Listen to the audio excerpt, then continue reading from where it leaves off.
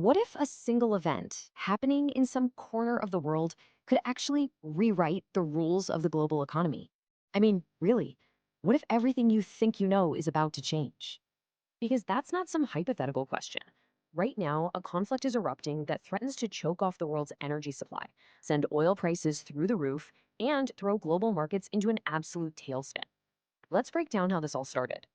Okay, so we're going to start with the immediate aftermath, the financial shockwave that's already rippling across the entire planet.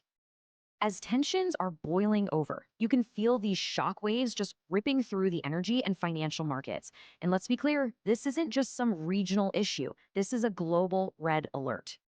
And this is the number that's going to hit everyone right in the wallet. Analysts are already warning that if this conflict drags on, crude oil could easily blow past that triple-digit mark. You're going to feel that at the pump, you're going to feel it on your energy bills.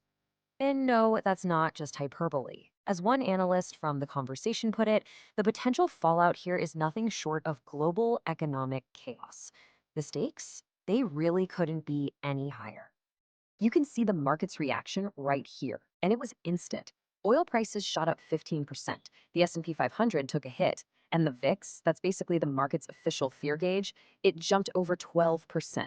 So yeah, the panic is very, very real. So the big question is, how did a regional conflict manage to blow up into a global economic crisis in just a matter of hours? To really get it, we've got to rewind and go back to the very beginning. It all kicked off on February 28th, 2026. The US and Israel launched joint strikes on Iran. They called it Operation Epic Fury. Just hours later, Iran's supreme leader was killed. Iran's retaliation was fast and furious. Massive missile strikes, but the move that put the entire world on edge? Their effective shutdown of the Strait of Hormuz. You have to understand, this was not some minor skirmish. Sources have confirmed the real objective was a huge, coordinated blow. It was designed to degrade Iran's entire state infrastructure, political, military, and economic, all in one fell swoop. And this leads us directly to the geographic heart of the crisis. Because right now, everything hinges on one tiny, fragile strip of water, the world's most critical choke point. The Strait of Hormuz. For decades, people have talked about this place as the unspoken single point of failure for the entire global economy. It's the main artery for the world's energy supply, and it has just been clamped shut. And here's the vulnerability in one stark number. At its narrowest point, the strait is just 21 miles wide. That's it. An incredibly fragile lifeline for all of global trade. The amount of energy that squeezes through that tiny channel is just staggering. We're talking about roughly 20% of the world's oil and 20% of its liquefied natural gas. All of it flows through this one spot. And all of it is now at risk. The effect was immediate. Insurance premiums for shipping went through the roof, the big shipping giants suspended all their operations, and vessel tracking data showed commercial tanker traffic just collapsed by a staggering 70%. But this crisis doesn't just stop with oil tankers stuck at sea. The closure has triggered a global domino effect, and we're already starting to see which nations are the most exposed. It's really a double-edged sword.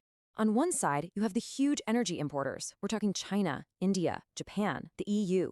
They're suddenly being starved of supply. But on the other side, the Gulf's biggest exporters, Saudi Arabia, the UAE, Qatar, they're now trapped, totally unable to get their product to market. For China, the world's biggest energy importer, this crisis is exposing a massive vulnerability. 70% of its oil is imported, and a huge chunk of that comes through the now closed strait.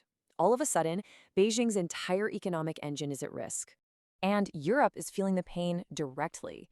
With those crucial LNG shipments from Qatar completely halted, European natural gas prices have already surged by as much as 45%. That threatens to kickstart a whole new inflation crisis. So what happens next?